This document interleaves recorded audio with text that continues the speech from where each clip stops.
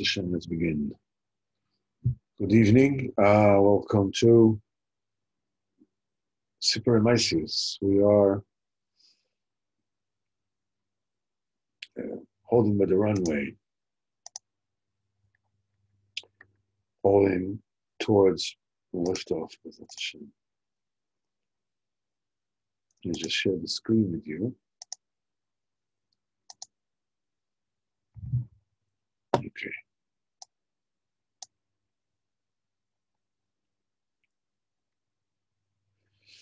So, as we said, let's just read first of all what's going on.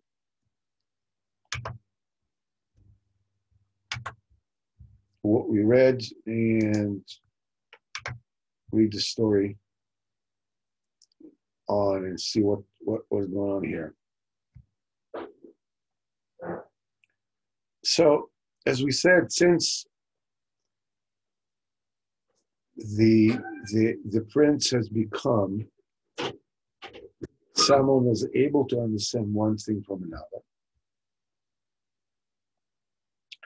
he understood, that in the garden, where metals grow, there's no need to run away. When a person is persecuted,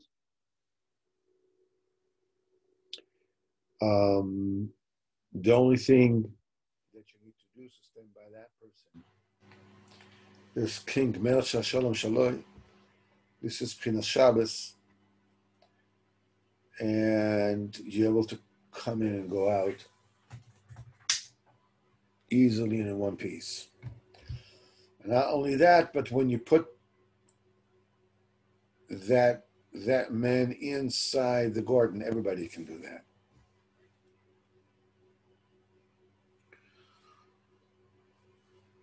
And we said basically that this is the Nakuda. The garden represents this world with all kinds of adversity that a person meets in this world. And Rabbeinu says that the main Nakuda of that, of getting along, of being able to withstand whatever's going on in the life of a person, is standing by that person. So Melech Shalom Shalom, Rabbeinu says later on that this is Pchinas Shabbos. I'd like to read the second. The minister said, everybody says, even though we saw such a thing from you, for one thing, this is not enough to give you the kingdom. He says, we're going to test you in one more thing. And they said to him, since there's a chair from the king that was here, and this chair is very, very, very high. There are all kinds of animals. I mean, in this, it doesn't say oifes, it says animals made of wood. In other words, they're carved of wood. And before the throne, there is a bed. And before the bed, there's a shulchan, there's a table. And on the table, there is a menorah. So first of all, we see that there's a chair and there's a bed. And by the bed, before the chair, there's a bed. By the bed, there is a table. And on the table stands a menorah, a lamp. So we need to touch these in Yonam. But it says it's not just that. Mina kis, and from that throne, from that chair itself, yotzim drochim kvushim. There are paved roads that come out. they're made like, like the sidewalks that are made over here, without cement. They're like, they're put into one another like a wall. And these Ve'ela Drachim, these ways are coming out from the chair from every side. And nobody knows what this chair is and what these ways are. And these ways, Ela Drachim, Kshem Yaitzim Mitpashim La'alan, when they continue, when they spread out a certain length, Omed Sham Arish Azov, stands there a lion made of gold. If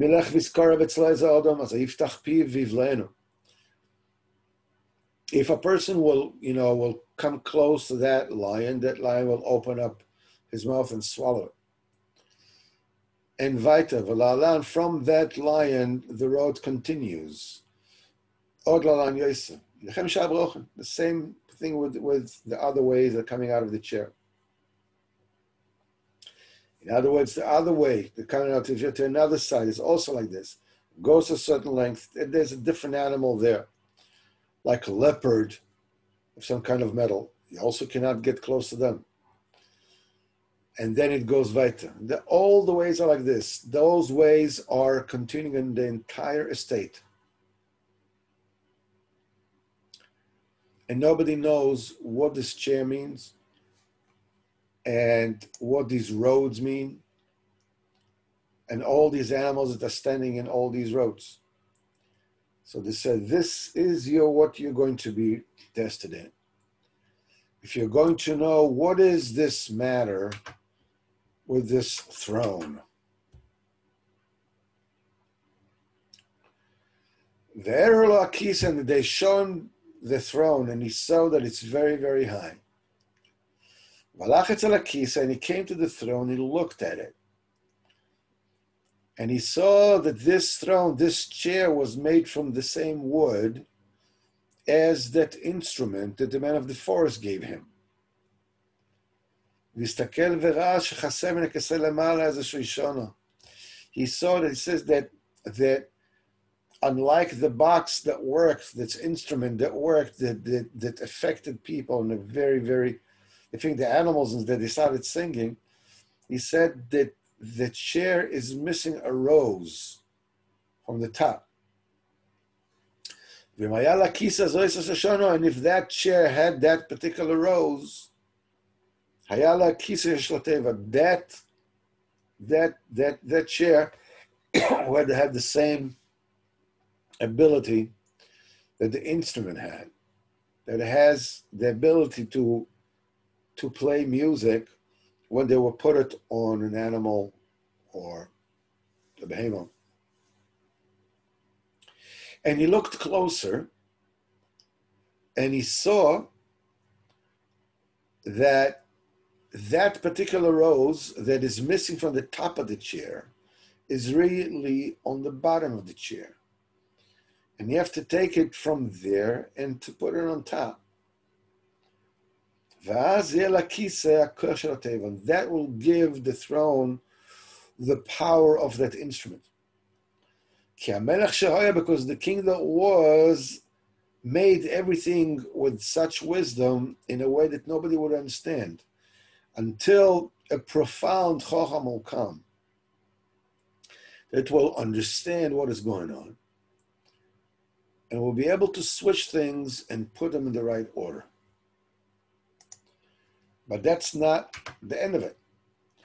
He says, even he understood the bed also needs to be moved a little bit from the place where it's standing. You have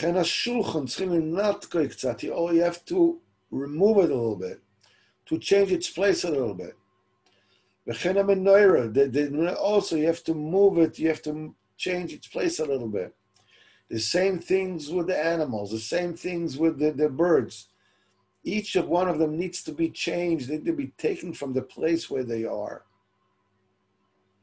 Take that bird from this place and put it in this place, and so forth and so on. Because the king did everything with incredible cunning and wisdom. that no person will ever understand until the Chacham will come that will able to look these things through and put in the right order. Same thing applies to the line that is going on in the, as the ways go on. This golden line, you have to stand in here and so forth and so on. V'tziva l'sadar hakol karoi, and he ordered everything to be put the way it's supposed to be. Take the rows from above, from below, and put it above. And all the things, each and every one has to put in the proper seder. And when they did it, then everything and everybody started seeing this incredible nigun. And they all did whatever it is they were supposed to do. And then they made him king. The Ben HaMelech said, now they became a king. He said to the Ben HaShifcho, now I understand that I am really the Ben Melech and you are the Ben HaShifcho. So we need to understand two things. We have marched throughout this Maisa, and we've visited various inyanim, different kind of things that a person needs to acquire in order to manifest his destiny and to reclaim his malchus, his greatness. So first of all, it starts when you b'chalal realize that his switch has taken place here. Because the default mode for each and every one of us is just to see, I'm a victim of circumstance. I was born to a father like this and a mother like this, and they did this to me, they did that to me, whatever it is, and what do you want me to do? And everybody's against me. My wife doesn't understand me. My children don't listen to me. And so forth and so on. It's me against the world. And when a person, and this is the default mode, every single person on earth is subjected to this kind of switching, of exchange. You're being put at the starting point. You're being put at the starting point at one end, and you are supposed to arrive all the way through to your destiny. So the first step is that you need to realize, you're born into a default mode where you're exchanged. You have character defects. You have initial injuries that you acquired when you grew up. Those injuries usually entail, the 7 big ones, 6 or 7 big ones, that you feel worthless. You feel that you don't deserve to be loved. You feel that you are the epitome of lack of success, and you never will. And so forth and so on. And that brings, when a person thinks that this is who I am, this is what I am disability, I am dysfunction, I am something, a certain nut is loose in my head, and there's nothing I can do. Usually Rabbeinu says that the almost inescapable result of that as a person becomes extra focused on on assuaging his pain, on dulling the pain, on escaping. That escaping can take any form. It can take, escaping inside. It can take escaping towards using different substances or behaviors or whatever it is that dull the pain. And so at a certain point in time, you realize that you're not solving anything. And any form of dulling the pain eventually becomes more painful than the pain itself. And this is when a person stops and says, okay, how do I stop that? This is when a person is still a bchinas eved. He's behaving like a slave. The first step, the first realization that has to come to his mind is, first of all, understanding I need to help things out. I cannot just react to things and try to protect myself and play possum and play it safe. I need to take things into my own hands. And usually when you stop trying to dull the pain, when you stop trying to escape, you think that you probably deserve a medal. And instead you get hit with reality. I mean, can't you see that I'm finally being courageous enough to face reality? This is when he's told he's supposed to go and find work. Take the first job that you're offered. The first job that's offered, we said, that's when you're looking at Kadosh Baruch Hu into his life, into your life. The main thing is, it doesn't matter what kind of job it is. It's a Kadosh Baruch Hu wants you to get off your pedestal, to get off your victimhood, and take your life into your own hands. As they used to say, when you start in the mailroom, when there used to be a mailroom, you start at the bottom. Then a person is persecuted. And that persecution becomes the next nisayon. It's not fun. Not only it's not fun, it's patently unfair. The merchant is chasing him, he's chiding him, he's abusing him. The second lesson that comes is you don't just want a job because you're supposed to work, because you want money. While you're working, there's a different inyan of working, which is responsibility. He's giving the animals run into the forest, and in the forest, his loyalty is very sorely tested. When he comes to that point in the forest where he doesn't see his friends anymore, and it's a damned if I do, damned if I don't. If I continue, the animals in the forest are going to eat me up, and if I go back, the merchant is going to kill me. This is the second or the first and the second decision of an independent person.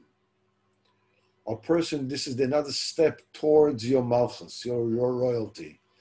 He does not say, listen, I'm going to be here in the forest. I'm going to run after the animals.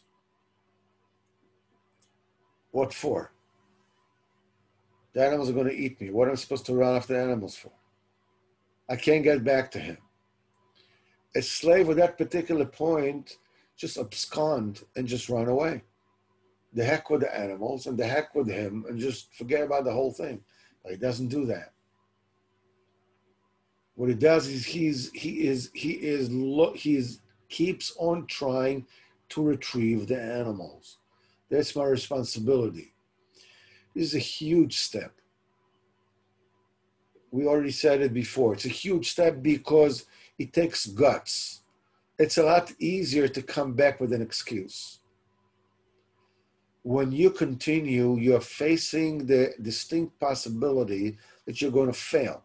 And one of the initial injuries, the very common, I would say probably the most common initial injury amongst all people, all men, I don't know about women, but definitely all men,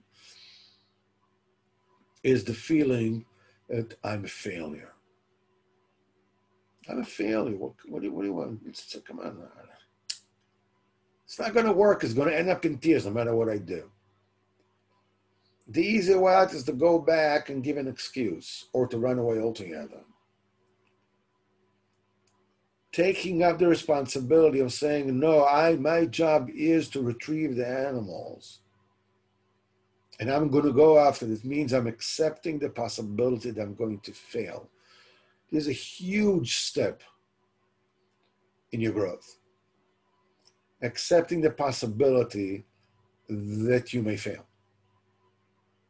It doesn't matter. That's my responsibility. That's my goal. In fact, that is the key to all success. That's the key to all success. I remember there was a very wealthy Jew in America, still is. I mean, I don't know if he's that wealthy anymore, but he used to be very, very wealthy. And he told me the difference between people who succeed and people that fail is that people that succeed fail more times. Because they keep on doing. They keep on trying. They keep on working. I don't define myself by a failure. Failure is just something that either happens or doesn't happen. But as my drive is, that's the second thing, the third thing that he learns. And from this he goes on and he acquires a slave, and we said it over there, with all the incredible things that he learns, that he gets to know. He gains the ability when he learns who his slave actually is. And that's the son of the slave that was exchanged. He still doesn't know exactly who is what. That's the one who chased him away. Now he belongs to him, now it's his slave. It's a very common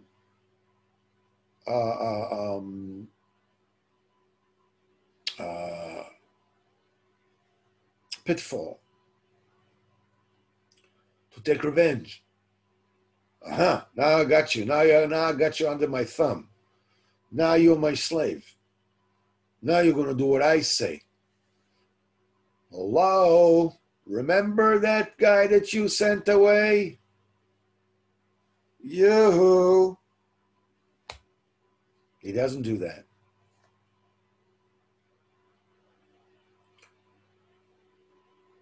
What does he do? He keeps mum.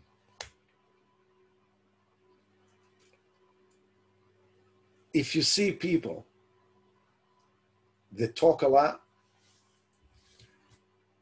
that gossip a lot, that tell you should know this one happened and that one happened and this happened and that happened, whatever it is, and listen to this guy. So you're never going to swear. You should know that these people will not succeed.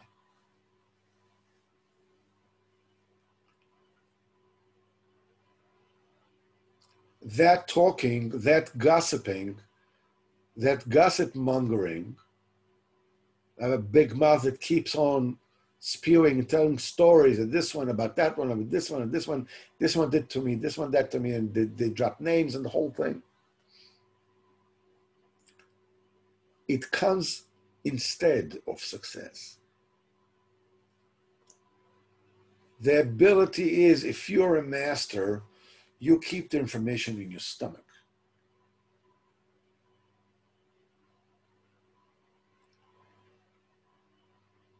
Yosef, who is the epitome of the tzaddik,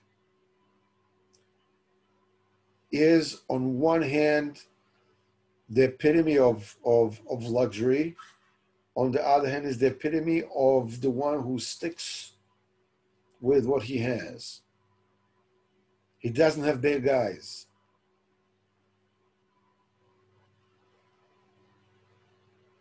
A person who is a slave, a person who is it's gamma bris, a person who is a failure, or a person who believes that he has nothing and he's worth nothing, behaves with his life and with his assets and with his whatever it is that he has, like you have when you have an empty cup of a disposable, an empty disposable cup. What do you do with it? You don't necessarily throw it away. Maybe you can put some water, but what do you do with it? You put it down, you lift it up, you throw it up in the air, whatever. It doesn't matter. What happens when you have a cup full, either with water or with something else? You're being very careful with it so it doesn't spill. If you believe that you're a slave, you believe that you have nothing. So whatever it is that you have, you take the money and you spend it. You spend it on wine or cigarettes or whatever it is you spend it on. But it is gone, or you lose it altogether. It's gone. Because the inner conviction is, I am a guy who has nothing. So me having anything is an unnatural state for me.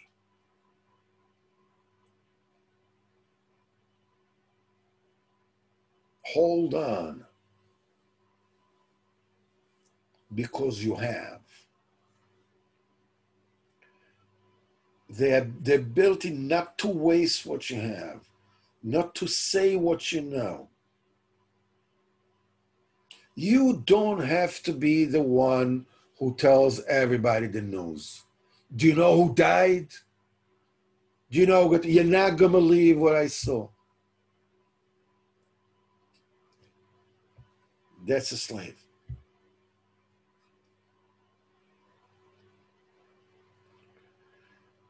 The next step, when you have arrived to this, you arrive to a state where you understand already that your entire life is a symphony. You're open to different things that are going on with your life. You're using the things that are going on in your life in order to further your goal. Everything sings.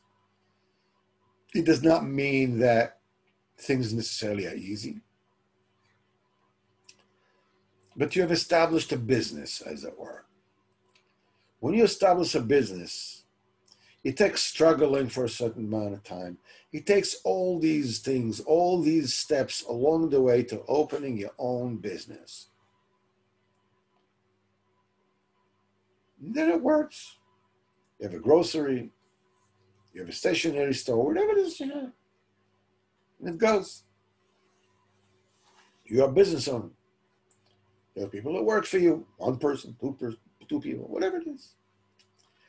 Sometimes businesses high, sometimes it's low, but whatever it is, but you keep on keeping on. And if you look to any kind of business owner or professional person, he goes through all these steps.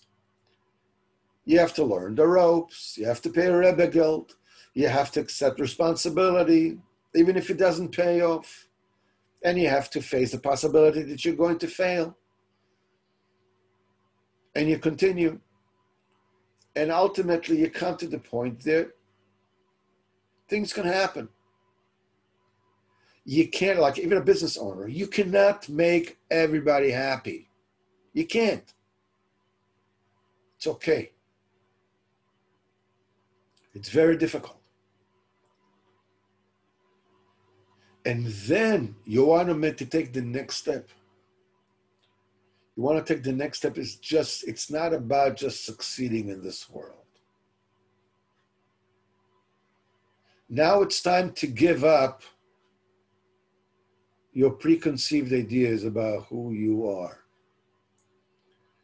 Because now you have to be maven davar mitoch davar. This entire world is just a preparation. I don't care how big a business you have. I don't care how much money you have. all this doesn't amount to hill beans. It's time to switch your view. Usually most people come to this point. They can be from people, no problem. You go to shul in the morning, if the shuls are open, of course. And, okay, you daven, basically you daven because you want to eat breakfast and you're a good Jew, so you don't eat before you daven, so you go to daven first. And so forth and so on. You are still, even though you are, Baruch Hashem, from Jew, you already own a business. But in the very, very real sense, you're still a slave. Because you are wallowing in this world. You live in this world. This world determines whether you feel comfortable in your skin or you don't. Somebody puts you down, I feel low. Somebody, brings me up and tells me fantastic things, I feel great. That means that the circumstances are still controlling me.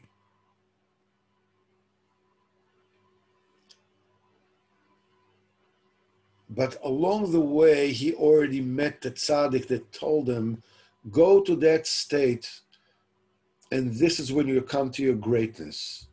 In other words, you need the tzaddik that will tell you, listen, you have greatness in you. You have greatness in you. Go for it. These two steps in that estate, where the foolish country with the wise king, that the name was exchanged. Believing that the body is what matters, that this world is what matters. Yeah, you may pay lip service, and really it's not, of course, because I'm not about whatever it is, but listen, question is, how thick do I like my stick? Ultimately, it all comes down that you're supposed to enter that state. This is the most distilled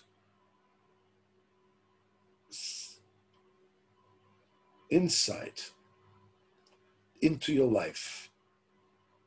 You're going to this country. Now there's no longer, there's reality here, there's reality there. I'm going to the forest and there are animals, there's laughter, there's this, there's that. No more. Now everything becomes very clear and very black and white. A, there's this garden with the metals. And B, there's a second stage. I want to bring up Likutei Moharan for a minute. Hold on just 1 second. Just pause it. Okay. This is the last Torah in the first chelik of Likutei Moharan. And this is what Rabbeinu says. This is Torah Reish Pei Vav, 286. That's the last one. Ki yesh Gan Eden. There is a reality of Gan Eden. Ve'en shtei bchinot. There is two levels.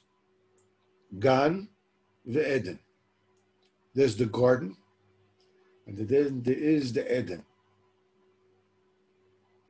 Ve'en bchinat chokhmah ila'ah ve'chokhmat hata'ah. That's the lower wisdom and the upper wisdom. The main pleasure of Gan Eden is the attainment of godly wisdom. The only way that you can get to it is through gates. There are gates, the gates of Gan Eden.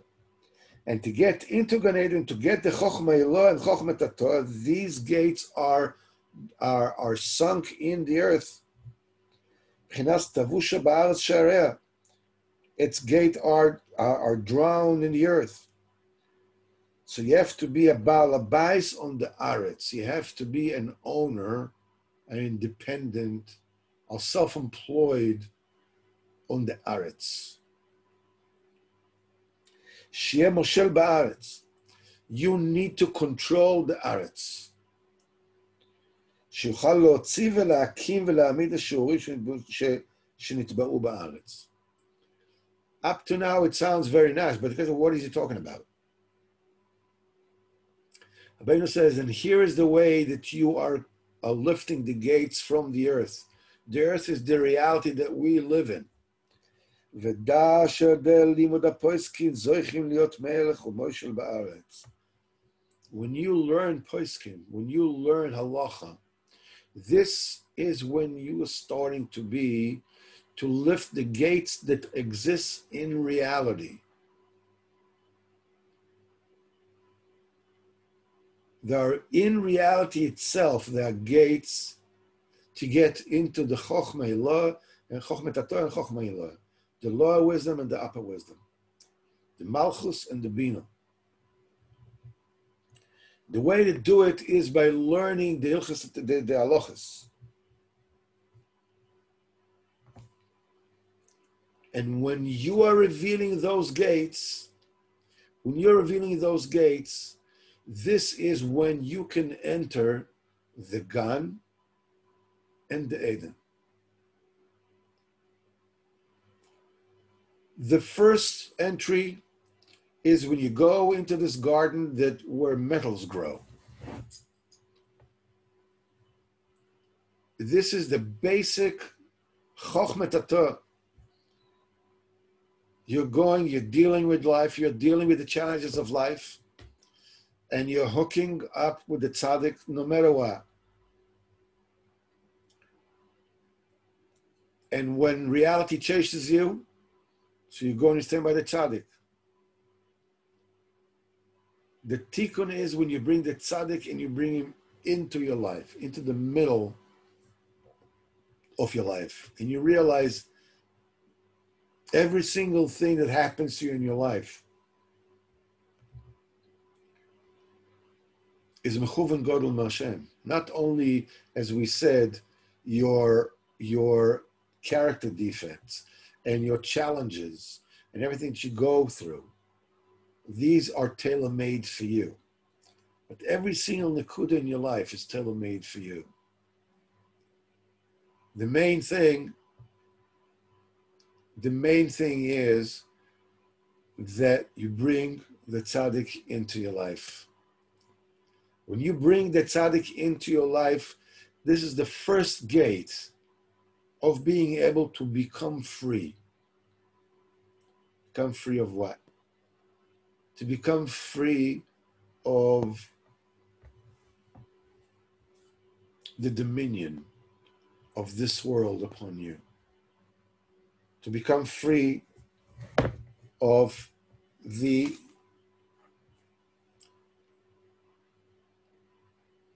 how does it feel? Does it feel good? Does it feel bad? Do I like it? Don't I like it? To become free from that dominion.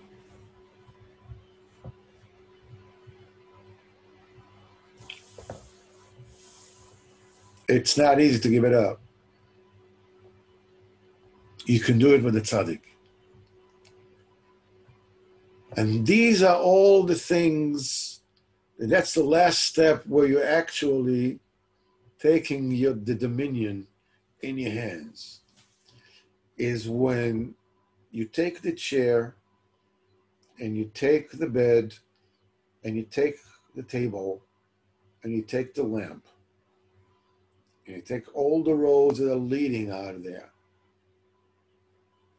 and you do with them what you need to do.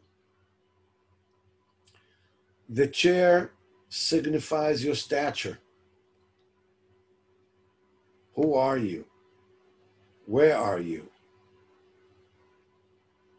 You're a somebody. You can call it ego.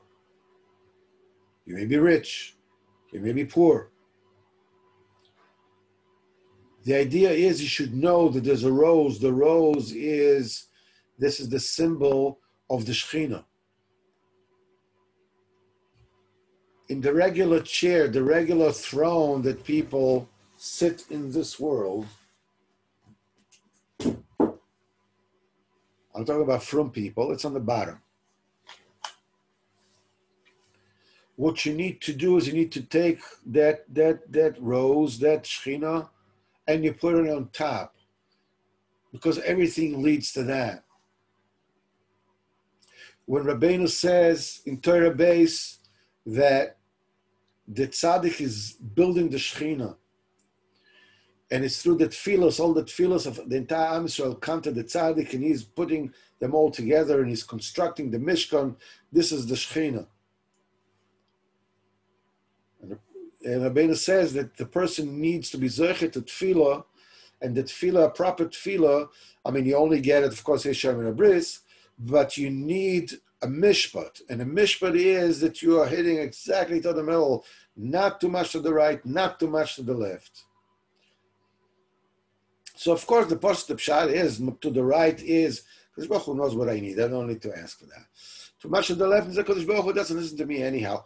Both these klippos are trying to convince you, just give up on davening. It doesn't matter. Either Kodesh Baruch Hu already knows, or he doesn't care what you want anyhow. And the thing is, no, don't go this way, don't go that way. But there's another understanding.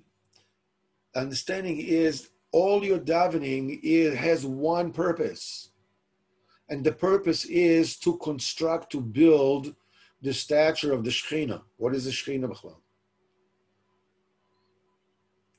So we say, Yichud Kusha V'Yichud Shechintei. What does Yichud Kusha V'Yichud Shechintei? What does it mean?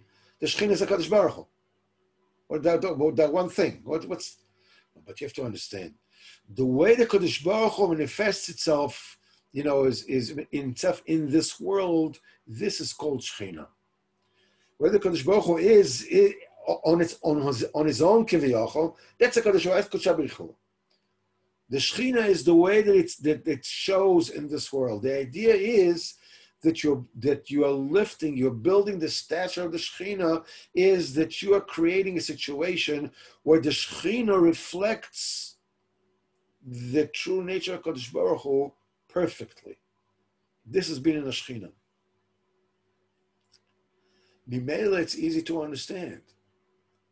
All your tefillas should be only to build up the Shechina. And you can say, come on, man, please be serious. I mean, what are you talking about?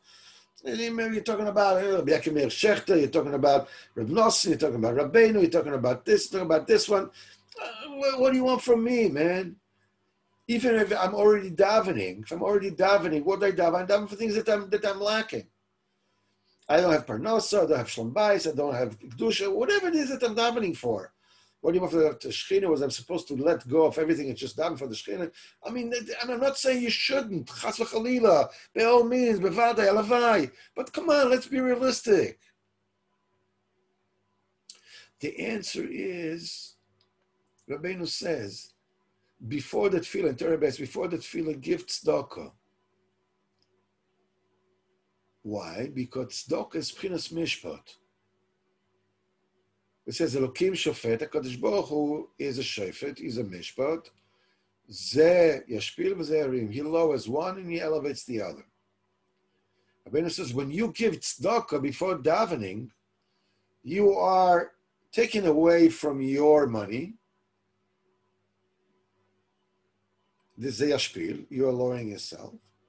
V'zeh yarim, you're giving it to the poor person, you elevate him. We're talking about millions. We're talking about the prute. We're talking about penny. It doesn't matter. Whatever it is that you do with your body, with your being, you are a symbol for dvarim elyonim. When you do an act of mishpat, when you give tzedakah before davening, you become mishpat. You yourself become mishpat. You are zocher to mishpat. Afterwards, you're davening. Whatever you daven, whatever you ask for, is already elevating the Shechina because you're zocher to mishpat. How does the Kodesh Baruch Hu get you to daven? He takes away parnasa, so you have to ask for it. Otherwise, you wouldn't look at him. Chas v'chalil, it takes the help from somebody or a certain aspect. So you go and you daven, because it creates a lack. So you'll go and daven. That's what HaKadosh Baruch Hu wants you to do. If you already prepare yourself in advance, and you are zechet abchinas mishpat, whatever you daven for, you're asking for whatever it is you're asking for. You are building the komes Shechina. In other words, you don't have to be completely separated from this world. I don't see this world. I'm way beyond it. Man, it's not me, Bichlal. I don't care about this world. All I care about... No, you're a normal human being. Basically, I would like to give you nachas ruach. Begadol, I want to go ahead and do a mishpat, so I give tzedakah before. I'm making myself a mishpadik person. Then I go ahead and daven like a regular human being. The key says my stature is my ego. The mita, obviously, is the kedusha of a person. How do you behave with that? What kind of sanctity you behave with that? The table, of course, talks about taivas achila. The throne, that's the money. The bed, that's the kedusha. The table, the taivas achila. Rabbeinu says in Torah Aleph Chelek Beis, immediately after that, where it says Ish Yisraeli was born to have a mishal over the angels. This is, there are three avodas, there are three things, three toils of Sitra Achra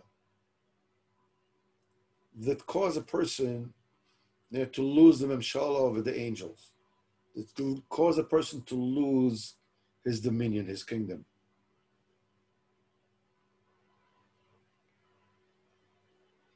The first one is Al Te'ebaz L'chol Odom, or people look at other people with contempt. The first avodah, what we're talking about overall here, is after you have already dealt with all the world outside, now you learn Poiskim. That's a thing that the garden represents. Rabbeinu says that the garden, is the Torah, and all the plants that grow in the garden are the neshamas that are growing in the Torah. You learn the poskim, you learn to internalize all the avodah. The avodah is, what kind of thoughts do you have in your head when you see somebody who's a loser? He's a loser.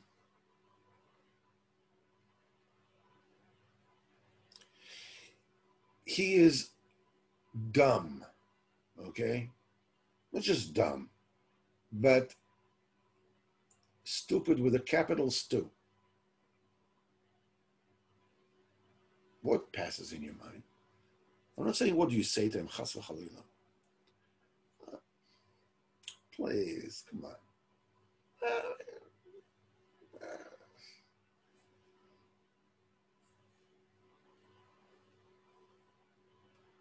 That's the kisa. You have some money, you have some stature, you have some seichel. You're smart. From this leads the road to a lion made of gold. It's you. You come close to it, it will swallow you up. Then Taiva becomes internalized. It becomes in the level of thinking. Al Te'ebaz L'chol Odom. It's an avodah. This is what he wants you to do. You're so much better than him. Or even talking to him. Or when you talk to him, you need to dumb it down, because otherwise he wouldn't understand. I mean, it's me here. My friend, the millionaire, that's somebody that's befitting for me to talk about that. Come on. I'll give him, forget him. I'm giving him tzedakah. What do you want? I'm being very nice. You're doing the altir, but you're over on the altir baz l'chol odom. It's an avodah. The meter obviously is an avodah. That's the second avodah. This is Pgama Bris. The Shulchan, Rabbeinu says, the three taivas, taivas malman, taivas achila, and taivas noshim. Taivas achila. I'm eating kosher, what do you want from my life?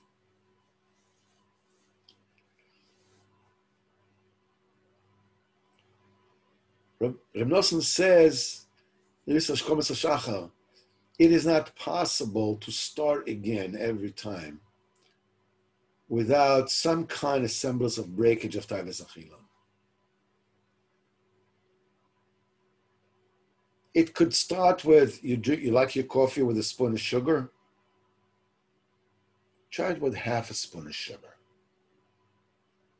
Why not no sugar altogether? Because all no sugar altogether, you'll get used to it. You'll realize it's tastier than with sugar. Half a spoon of sugar is neither here nor there. And then you take it off completely. Main thing, of course, you start talking to Kodesh Baruch Hu to start breaking taivas achila. And ultimately, the only way when you are breaking this inyan of al te'baz l'chol adam, you stay away from that. When you are sanctifying your bed, when you are starting to sanctify your table, notice that the avodah of the table is higher than the avodah of the ego and the avodah of the bed. Only when you start the avodah shulchan, the avodah of taivas achila, then you reach the menorah. Menorah, Rabbeinu says, that's the seichel, that's the moichin.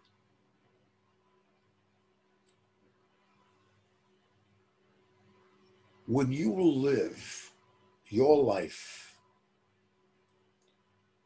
at this realm, you learn Rabbeinu's Torahs, you learn Likutei Halachos, you daven Likutei Tfilos, you make Hizbodedus, you're checking yourself.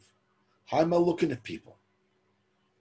Needless to say, I'm not talking to people. This is already from the stage before you stop talking about people. How am I thinking about people? That's the point that you become a melech. Nobody in the world will know except the Kodesh Baruch Hu and the Tzaddik and you. When you live in that realm, that the rows of the chair, your chshivas, whatever it is, belongs to the top. My goal is the revelation, the building of the Shekhinah. Doesn't mean every step of the way, but basically this is what Maizach is. And be very careful, because the roads that leading from the ego is a lion that will chop you enough to reach people, with money, what happens to them. When you're controlling your bed, when you're controlling your table, you're controlling your lamp, then you're a melech. Your entire life, when you look at yourself and making this birds, you look, I'm failing 1,000 times to 1.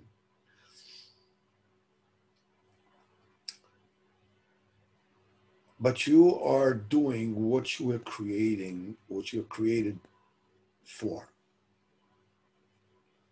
Every single step of the way, every single word that you say, every single look that you look or you don't look.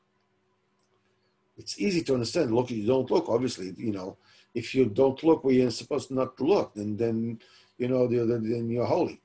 But whenever it is that even afterwards, when you don't look where you're not supposed to look, when you look, wherever you look, Kadosh Baruch Hu is there.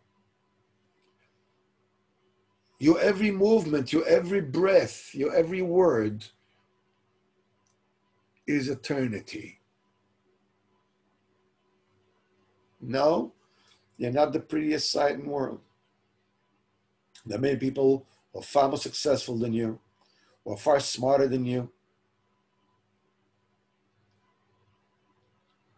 but you have arrived. You're a melech.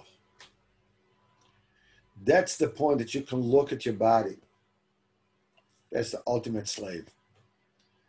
And you say, now I know that I'm the Ben Melech and you are the Ben Shifcha. You are created to serve me. I was created to serve HaKadosh Baruch Hu.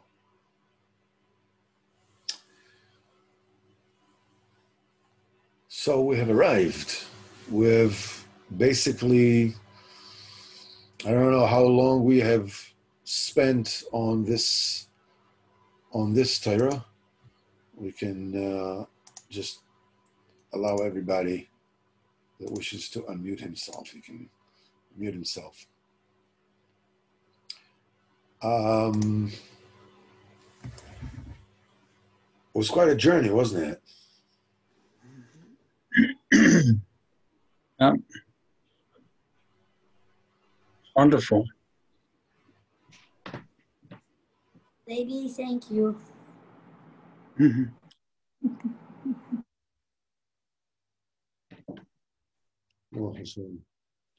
All right. Okay. Thank you very much. It was wonderful. Beautiful summing it up. Sure, it's pretty long, wasn't it? It's fine.